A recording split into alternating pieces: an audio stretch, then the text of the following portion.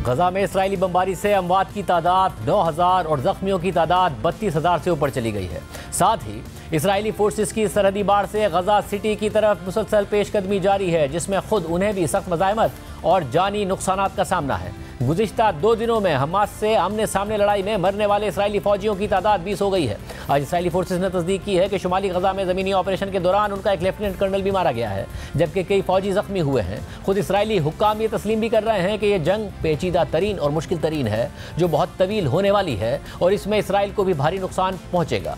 Israeli media के मुताबिक इस वक्त इसराइली फोर्सेस 4 मुख्तलिफ सिमतों से गजा के अंदर पेशकदमी कर रही हैं और गजा की पट्टी को जकड़ रही हैं। इसराइली फोर्सेस शुमाल मगरबी और शुमाल मशरकी गजा के इलाके में काफ़ी अंदर पहुंच रही हैं। इसके अलावा ये इतलात भी हैं कि इसराइली फौजी जनूब मशरकी गजा की जानिब भी हरकत कर रहे हैं और वहाँ पर सलाहुद्दीन रोड और रशीद स्ट्रीट की साहिली लाइन को मुनक़ता कर रहे हैं। इन इलाकों में इसराइली फोर्सेस और फ़लस्तीनी जंगजुओं के दरमियान शदीद लड़ाई जारी है, जिसमें लोग मर रहे हैं, मज़ीद घर तबाह हो रहे हैं और जो लोग नहीं भाग सके वो इस वॉर जोन में फंस गए हैं, क्योंकि जनूबी गजा की जानिब जाने वाला रास्ता बंद कर दिया गया है और लोगों के पास यहाँ से निकलने का कोई और रास्ता नहीं है। यानी हालात ये हैं कि अब जो भी शुमाली गजा में रह गया है उसे वहीं रहना पड़ेगा। लेकिन जब से ये जंग शुरू हुई है तब से इसराइली फोर्सेस गजा में हमास की सुरंगों को अपने लिए सबसे बड़ा खतरा करार देती रही हैं और इससे निपटने के लिए मुसलसल मंसूबाबंदी कर रही हैं। और अब लगता है कि इसराइली फोर्सेस सुरंगों में दाखिल हुए बगैर हमास से लड़ने और सुरंगों को तबाह करने का प्लान बना रही हैं, मगर इस प्लान पर भी इसराइली हुकाम के दरमियान इख्तलाफात की खबरें सामने आ रही हैं।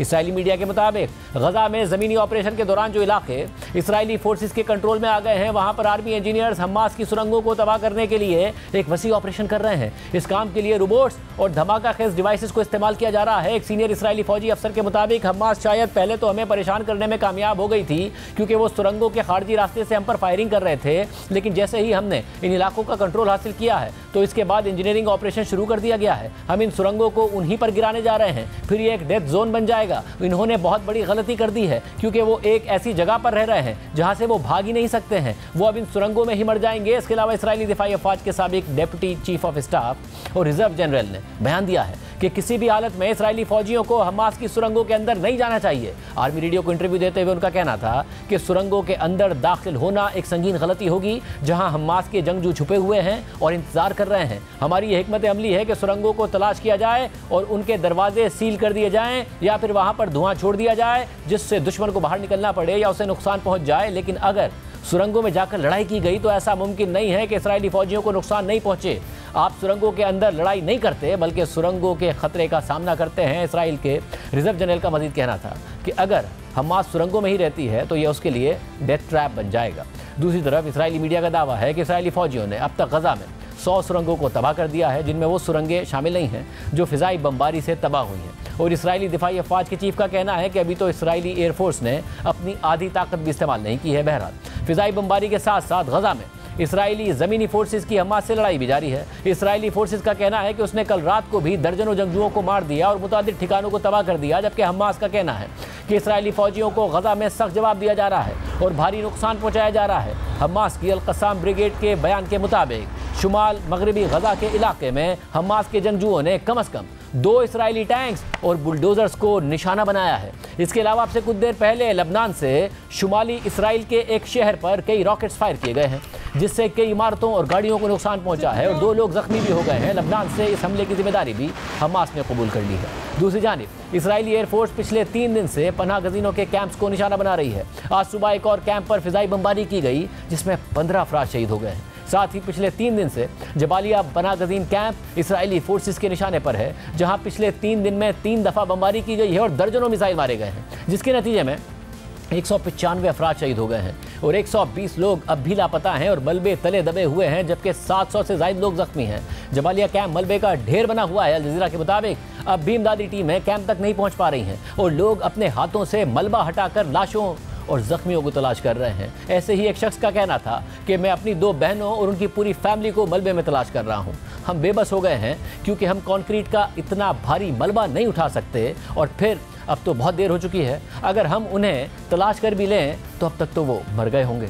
इसराइली जारियत पर दुनिया भर से तनकीद हो रही है। कई ममालिक से इसराइल के सिफारती ताल्लुकात कशीदा हो रहे हैं। आज बहरीन ने इसराइल से अपना सफ़ीर वापस बुला लिया है और इक़्तिसादी ताल्लुकात मुनक़ता कर दिए हैं। इससे पहले कल उर्दन ने भी इसराइल से अपना सफ़ीर वापस बुला लिया था, जबकि लातीनी अमरीका के मुल्क बोलीविया ने भी इसराइल से ताल्लुकात मुनक़ता कर दिए हैं। चिली और कोलंबिया ने भी अपने सफ़ीर वापस बुला लिए हैं। इसके अलावा रूस भी इसराइल पर दबाव बढ़ा रहा है और अमेरिका पर भी तनकीद कर रहा है। अक़वाम मुत्तहिदा में रूसी मंदूब ने वाज़े किया है कि आलमी क़वानीन के मुताबिक हमास से जंग में इसराइल के पास सेल्फ डिफेंस का हक नहीं है, क्योंकि इसराइल खुद एक काबिज़ रियासत है। सिर्फ यही नहीं, खुद अमरीकी हुकूमत को भी अवामी सतह पर इसराइल से मुताल्लिक पॉलिसी पर तनकीद का सामना है। कल अमरीकी सदर जो बाइडेन अमरीकी रियासत मिनेसोटा में इलेक्शन कैंपेन के लिए पहुंचे थे, तो उस इलाके में लोग फ़लस्तीन के हक में एहतजाज करते नजर आए और सीज़ फायर का मुतालबा करते रहे। बाइडेन की तकरीर के दौरान एक खातून ने उठकर सीज़ फायर का मुतालबा किया, तो बाइडेन ने उन्हें जवाब दिया कि मेरे ख्याल से हमें वक्फे की ज़रूरत है। वक्फे का मतलब है कि कैदियों को निकालने के लिए वक्त दिया जाए।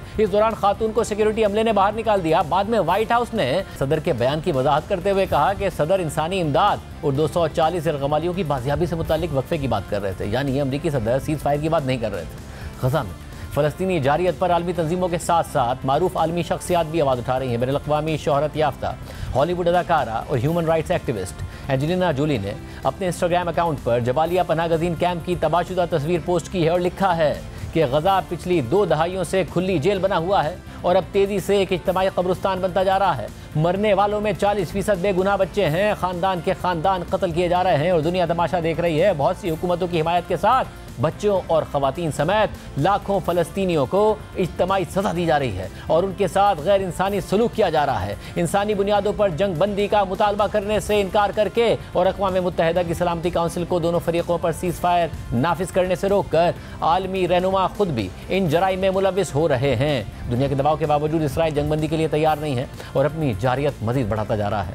ताहम रफ़ा क्रॉसिंग के ज़रिए पिछले 2 दिन से गैर मुल्कियों और दोहरी शहरियत के हामिल अफराद को मिस्र ले जाने का अमल जारी है। आज भी 15 ममालिक के 596 अफराद की लिस्ट जारी की गई थी जिन्हें मिस्र जाने की इजाज़त मिली थी। गुज़िश्ता रोज़ भी 500 से ज़ायद अफराद को रफ़ा क्रॉसिंग से मिस्र जाने की इजाज़त मिली थी। वाज़ेह रहे कि इस वक्त रफ़ा क्रॉसिंग ही गज़ा से निकलने या गज़ा में जाने का वाहिद रास्ता है, क्योंकि बाकी सारी क्रॉसिंग्स इसराइल ने बंद की हुई हैं, जबकि गज़ा की फ़िज़ाई और समंदरी हदूद पर भी इसराइल का कंट्रोल है।